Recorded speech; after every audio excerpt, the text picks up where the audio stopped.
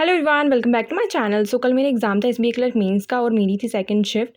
तो उससे सबसे पहले मैं बात करूँगी ना कि एसबीआई वालों को तो लगता है इस साल ना उन्होंने कोई कसम सी खा ली कि कुछ ना कुछ करके ना सबको शॉक ही करना है। पहले उन्होंने रिजल्ट देख के प्रीलिम्स का सबको शॉक कर दिया और कल का लेवल देख के ना मतलब बहुत ही ज़्यादा शॉक कर दिया। मतलब अनएक्सपेक्टेड था यार। मतलब दोनों शिफ्ट में मैं ये नहीं कहूँगी कि कौन सी आसान और कौन सी टफ थी, दोनों ही अपने अच्छे लेवल पे आई थी। बट हाँ, ये था कि जो फर्स्ट शिफ्ट थी उसमें फिर भी कुछ चीज़ें डूएबल थी, जैसे जी और इंग्लिश। बट सेकंड शिफ्ट वालों से वो भी छीन लिया गया। मतलब एक होता है ना कि इंसान को कि यार कॉन्ट और रीजनिंग का तो हमें पता होता है कि ये तो आनी ही है अपने लेवल पे। बट एक जी और इंग्लिश से सबको होप होती है कि हाँ भैया उसमें बंदा कुछ कर सकता है। बट मतलब सेकंड शिफ्ट में तो वो भी करने लायक नहीं। जिनका सेकंड शिफ्ट में होगा उनको पता होगा कि किस लेवल का एग्ज़ाम था। तो जीए की बात करते हैं सबसे पहले, मतलब पैटर्न की बात करते हैं। तो पैटर्न जैसे हमें मॉक में देखने को मिलता है ना, जीए, इंग्लिश, मैथ्स एंड रीजनिंग, तो सेम वैसे ही आया था।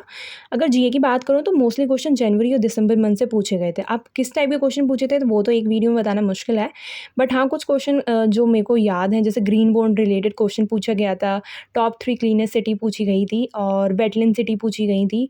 और मतलब जो आरबीआई वो करता है, अपर टॉलरेंस लिमिट पूछी गई थी, 6% होती है वो।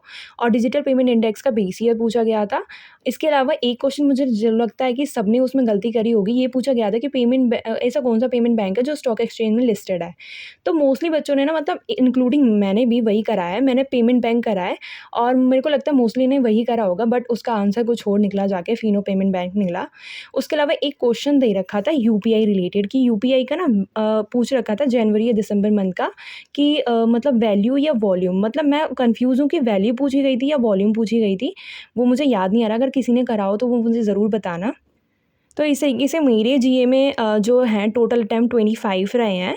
मतलब 15 क्वेश्चन पे तो फिर भी मेरे को श्योरिटी है कि हाँ, मैं ये वो ठीक होंगे।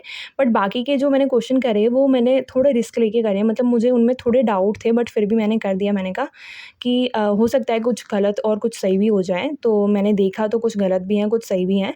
तो ठीक है, कभी-कभी रिस्क लेना ठीक रहता है। उसके अलावा अगर मैं अब इंग्लिश की बात सो इंग्लिश में स्टार्टिंग में 3 टू 5 क्वेश्चन थे, सिंपल थे, करने लायक थे।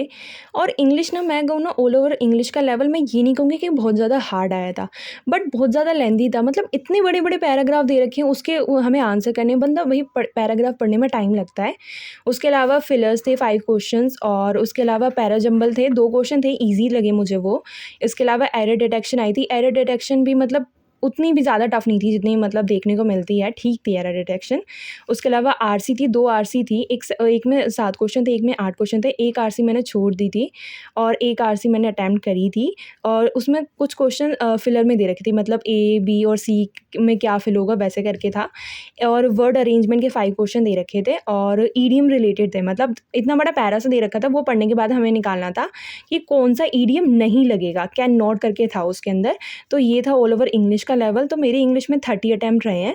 अब एक्यूरेसी की बात करते हैं तो देखो, मैंने तो अपनी ओर से अच्छा ही करा है, बट हमें पता है इंग्लिश में कभी एक्यूरेसी का पता नहीं चलता है। तो मैंने तो अपनी तरफ से जो 30 क्वेश्चन करे हैं वो अच्छे से ही करे हैं। बाकी अब देखते हैं कि रिजल्ट आने के बाद ही पता चलेगा। उसके अलावा अगर मैं मैथ्स की बात करती हूँ, मैथ्स में किस तरीके के क्वेश्चन आए थे, तो अप्रॉक्सीमेशन के 4 क्वेश्चन थे और वो ईजी टाइप के थे, मतलब बन रहे थे आसानी से। वो था एक सीरीज़ थी, ए करके, ए की वैल्यू निकालनी थी, तो वो भी आसान थी। मतलब ये इसके 2 क्वेश्चन थे, ये भी ईजी टाइप थी। इसके अलावा जो क्वाड्रेटिक इक्वेशन दे रखी थी, ये ठीक लेवल की, मतलब अच्छे लेवल की थी ये इक्वेशंस। उसके अलावा डीआई दे रखी थी, 3 डीआई थी और एक केसलेट करके थी। केसलेट थी बोट एंड स्ट्रीम पे, ठीक है। ये 3 डीआई में से ना एक थी लाइन एंड टेबल वाली, जो मैंने नहीं करी, मेरे को बहुत लेंदी सी लगी और टाइम कंज्यूमिंग भी थी। मतलब सारी ही डीआई जो थी टाइम कंज्यूमिंग थी, तो मैंने 2 डीआई करी। एक थी जिसमें ना प्रॉफिट करके दे रखा था कि 86,000, मतलब कुछ अमाउंट ऐसे ही था, 80,000 या 86,000, याद नहीं आ रहा। तो ये अमाउंट, हाँ 80,000 था आई गेस। तो 80,000 का अमाउंट दे रखा था। ये 4-5 लोग थे, उनमें बाँटना था। मतलब ये प्रॉफिट था कि एबीसीडी ने इतना प्रॉफिट कमाया। उसके बाद इनके जो क्वेश्चन थे ना, वो बहुत लेंदी से दे रखे थे। उसके अलावा मिसिंग टेबल डी आई थी, ये भी मैंने करी थी अटैम्प्ट। तो इसके क्वेश्चन भी थे, मतलब लेंदी थे, मतलब ऐसे ही होते हैं। अर्थमेटिक के 12 से 15 क्वेश्चन थे और Q1 Q2 वाले क्वेश्चन थे 4 से 5।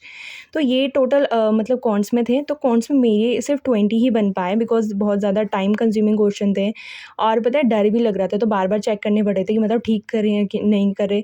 तो इस तरीके से सिर्फ मेरी 20। रीज़निंग की बात करते हैं तो रीज़निंग में मतलब कोडेड इनइक्वालिटी 4 क्वेश्चन थे, ठीक थे, आसान थे। स्टेप बेस्ड सीरीज़ थी 5 क्वेश्चन। मैंने ना पता है क्या करा, मैंने कहा कि भई पज़ल पहले नहीं उठानी, पहले ना मेरे को वो करने हैं मिसलेनियस। तो पहले मैंने सारे मिसलेनियस करे। ब्लड रिलेशन के 3 क्वेश्चन थे, 10% थे, उसके अंदर ईज़ी थी ये। उसके अलावा कोडेड बॉक्स रिलेटेड थी और नंबर बेस्ड थी, ये सारी पज़ल थी। और डेटा सफिशिएंसी के 4 से 5 क्वेश्चन थे। मशीन इनपुट आउटपुट के थे 5 क्वेश्चन, जो मैंने नहीं करे। मेरे को इसमें ना सिर्फ़ स्टेप 1 समझ में आया, तो मैंने वो अटेम्प्ट भी करा। मेरा थोड़ा टाइम भी वेस्ट हुआ, बट उसके बाद के स्टेप मुझे समझ नहीं आए, तो वो मैंने छोड़ दिया।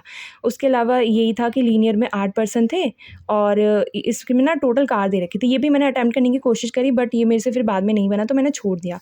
उसके अलावा month end base based puzzle आई थी। मंथ और डेट दे रखे थे उसके अंदर। तो 9 और 26 करके थी डेट कुछ। तो ये वाली मैंने अटेम्प्ट करी थी और ये बन भी गई थी। तो ये उसमें एशियन एंड यूरोपियन सिटी करके थी, तो ये वाली बन गई थी। एंड आई गेस कि मोस्टली बच्चों की ये बन गई होगी। तो ये ऑल ओवर रीज़निंग का लेवल था। मतलब रीज़निंग का लेवल मैं कह सकती हूँ कि ईज़ी टू मॉडरेट के अंदर गया है। तो रीज़निंग में मेरे टोटल 25 ही अटेम्प्ट हुए। और अगर मैं टोटल काउंट करूँ तो टोटल मेरे 100 अटेम्प्ट हुए हैं। आप भी अपने अटेम्प्ट ज़रूर बताना कि आपका कौन से शिफ्ट में एग्ज़ाम था और आपके कितने टोटल अटेम्प्ट रहे हैं। और बाकी पता है क्या, ज़्यादा सोचना बंद कर दो। अब आप दे चुके हैं एग्ज़ाम, तो अब हम कुछ नहीं कर सकते हैं अपना एग्ज़ाम का। बस यही है कि अब रिज़ल्ट का वेट करेंगे।